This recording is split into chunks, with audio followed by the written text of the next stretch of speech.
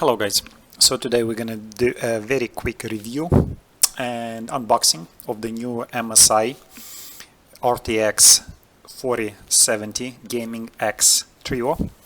So let's get right into it. I already did the unboxing and I recorded it, so we're just gonna go into it.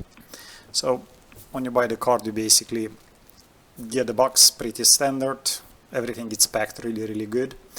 This is the new 4070 Ti. It comes with the DLSS free, which is supposed to be an improved one. Runs around on New Year you can get it for around $850 US, right?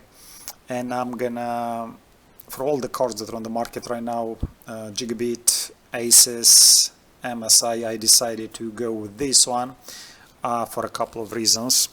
First is durability, second noise. At full speed this card is supposed to make not more than like 35 decibels of sound, which is a pretty good. At when it's not loaded, the fans actually they don't spin at all, so you get no noise whatsoever. So let's get into it. Open the box. Pretty standard, like all the GPUs, everything gets packed pretty good here in an anti-static bags. So with this card being pretty big, you also get a support bracket, which I'll tell you right away and I'll show you later in the video. It's kind of trash. You're not gonna be able to use it. Also you get the new power cable, which basically converts the two 8 pins into 112. This is the new NVIDIA power connector. So let's get this out of the box and we're gonna take a look at the card. So there it is. It has 3 110mm fans. On the side you have 4 connectors, 3 display port, 1 HDMI.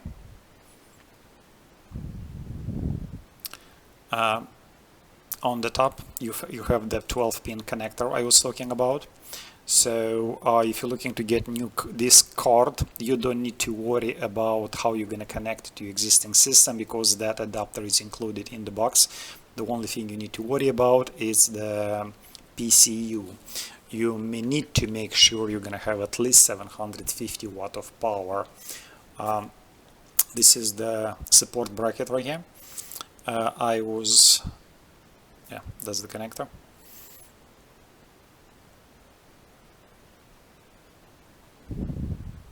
So yeah, you plug in your existing 2 8 pins into one side and the 12 pin goes into video card. My only concern when I got this video card was how long this support bracket is, making sure it's gonna fit in my case. So I'll show you some sizes right here. So if you see the video card, it's around 13 inches and 3/4, and the support bracket comes to about 7.5 inches. So if you have, like my case has kind of on the bottom right corner, it has kind of like a cage where I can add additional hard drives and stuff. I was wondering if this support bracket is going to fit in there, and I was pretty happy to see that actually it's not the full length of the card, but only it's like 10.5 inches, which is a big plus. A big minus is, and I'll show you in a second what I'm talking about. So this is the length over here. The card it's about 13.5 inches. So this is the main problem. After installing this support bracket, or what I'll tell you right away, it's pretty flimsy.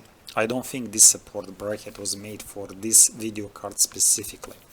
If you see over here, right, I've pushed the support bracket all the way to the top and I use the screws, right, and I still have a gap right here between the bracket and the video card. All right, so the video card is gonna sag.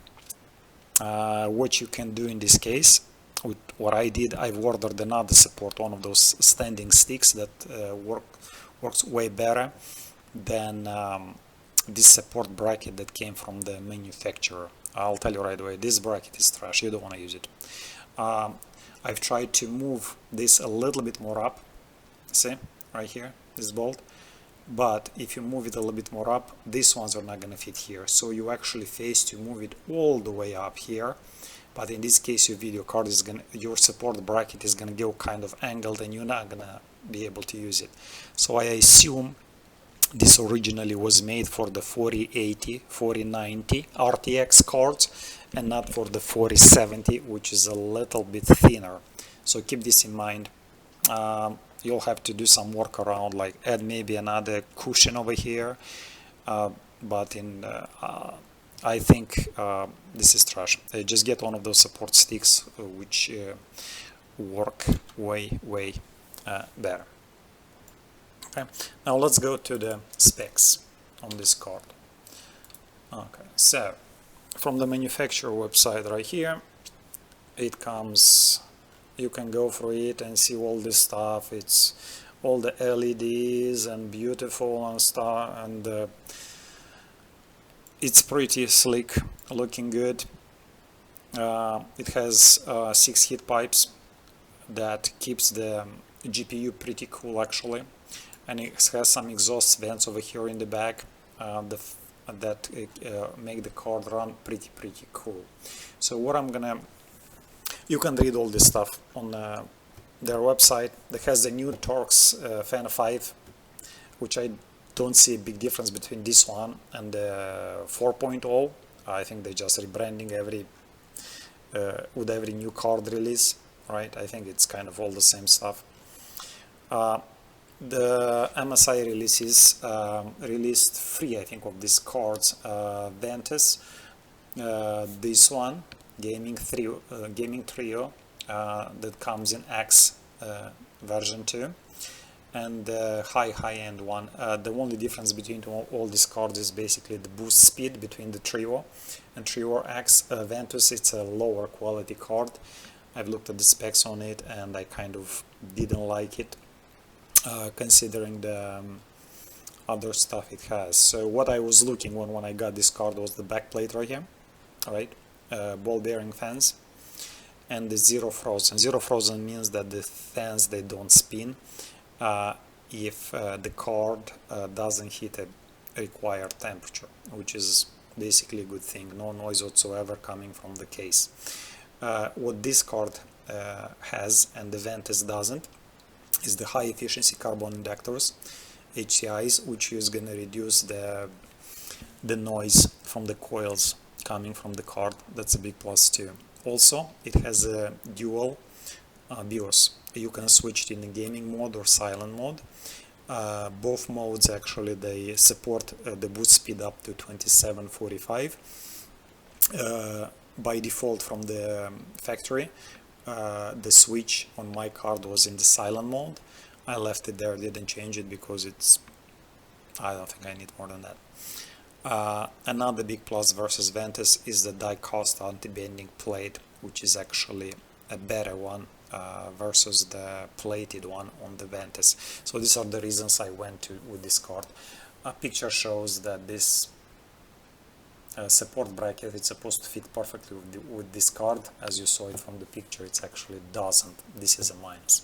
Okay, so that's kind of about the main features. So let's go right now to the specs. So from the manufacturer website, you see that this card, right, comes with a boost clock up to 2745 megahertz, and with the extreme performance at 2560. To get the 2560, you need to get the MSI afterburner and enable that in there. I don't think it's worth it for another 15 megahertz in there. I don't think that's gonna make a big difference. So let's compare these specs with the specs for NVIDIA RTX 4070, the standard ones. So what I'm gonna do, I'm gonna get the GPU Z, and I'm gonna get the actual information on the card.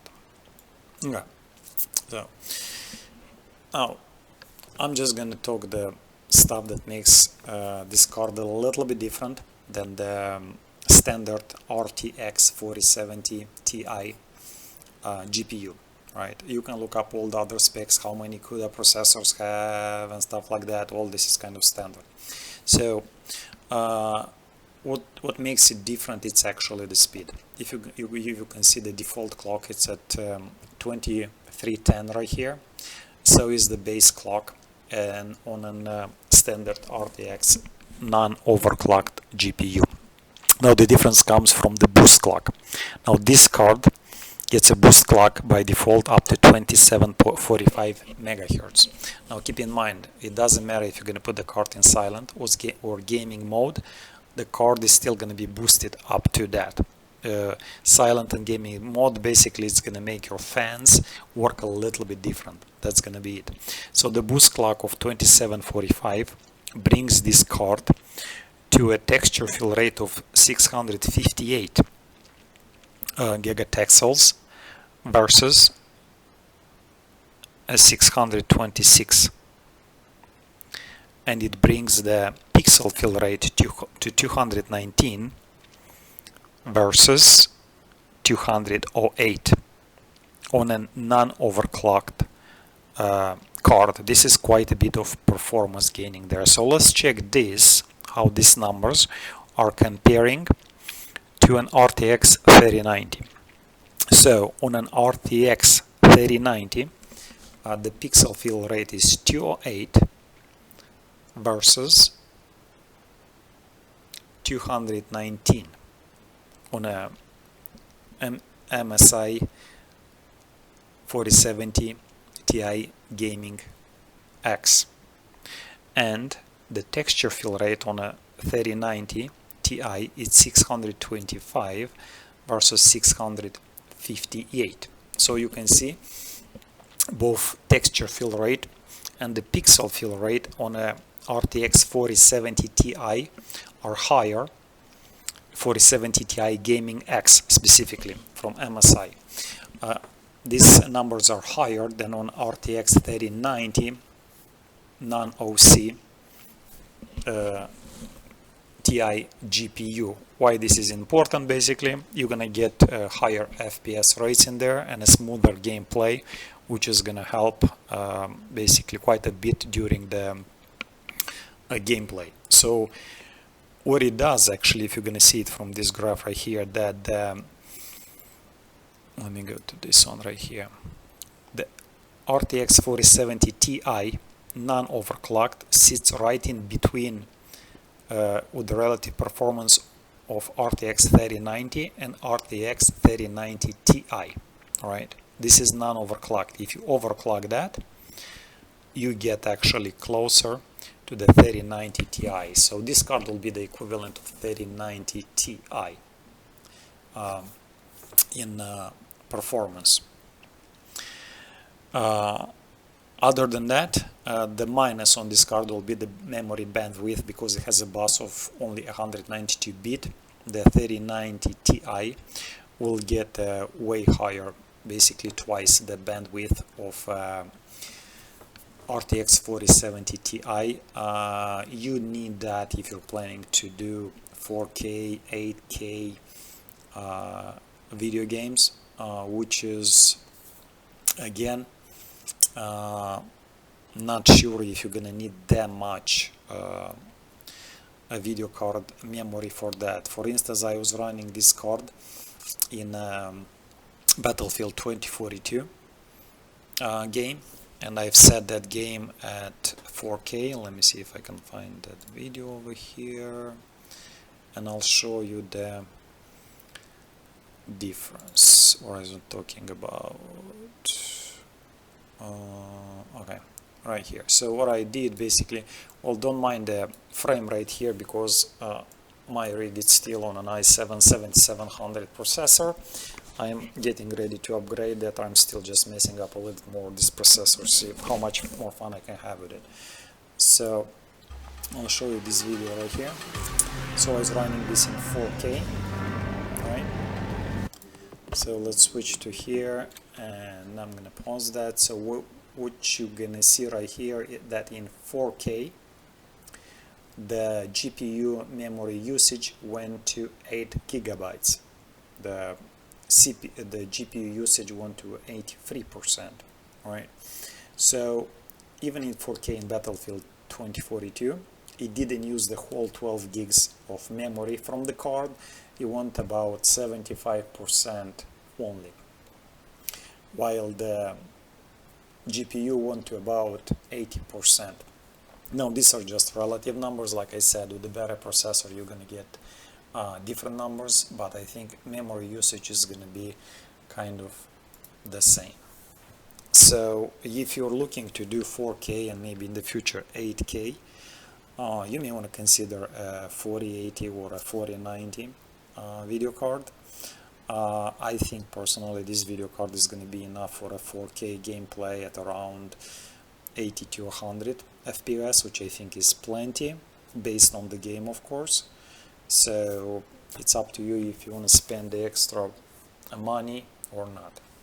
So let's do right now a quick test. Like I said, the main reason I got this card is because it's quiet, is reliable, and it has a great performance. The overclocking over there, it's from the factory, and I read online that you can go up to actually 3000 megahertz in there, which maybe I'll do that in a couple of years. Not right now though. Right now I'm pretty good where it stands. Just waiting to put this card in a 13700K processor to get the full benefit out of it. Okay, so what I'm gonna do right now, I'm gonna make like a quick test right here to see how the usage of the card actually is gonna affect the speed of the fans and stuff like that. So right now the card, you see it's actually in idle, and if you see fan 1, fan 2, fan 3, they don't spin at all. So I'm gonna start this app right here. Okay, now because this card is fairly new and drivers are fairly new, for some reason when I'm hitting the GPU stress test, the Marks app, it actually stops. It freezes, it doesn't do a thing. So I'm not be able to use this. Instead I'm gonna run this one right here, which brings the GPU pretty close to 100%, and we're just gonna check how the fans and temperatures are on this card.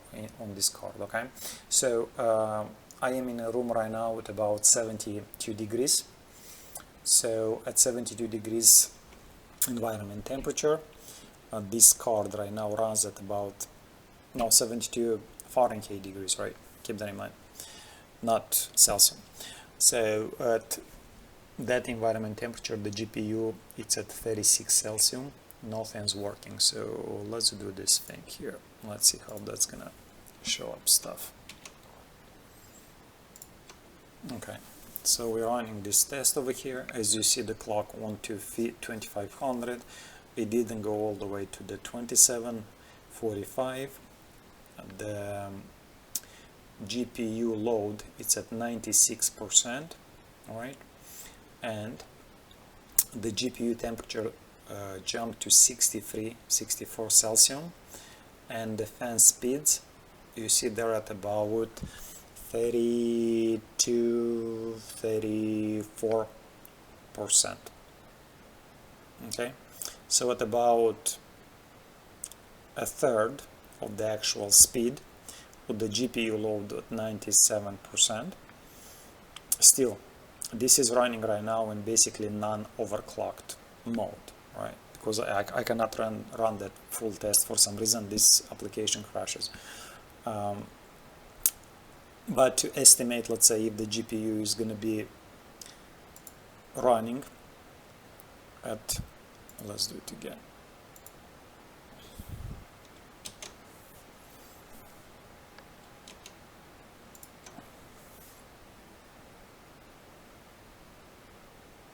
So let's say if the GPU clock is going to be at 100%, which is going to be overclocked to 2745, probably the temperature is going to jump another like 4 degrees, which is going to put it in the 70 degrees Celsius range.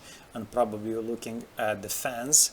When you have an environment of 72 degrees, the fans probably are going to be at a 50%. So I cannot hear at all the fans from the card, because this is 1100 RPM. That's basically low. So let me stop this. So that's the card, guys. So MSI 4070 Ti gaming trio, 12 gigs of RAM. If you're looking to get this card, my advice to you, the only thing you'll have to upgrade besides the CPU, with the idea that you have a good CPU to run this card.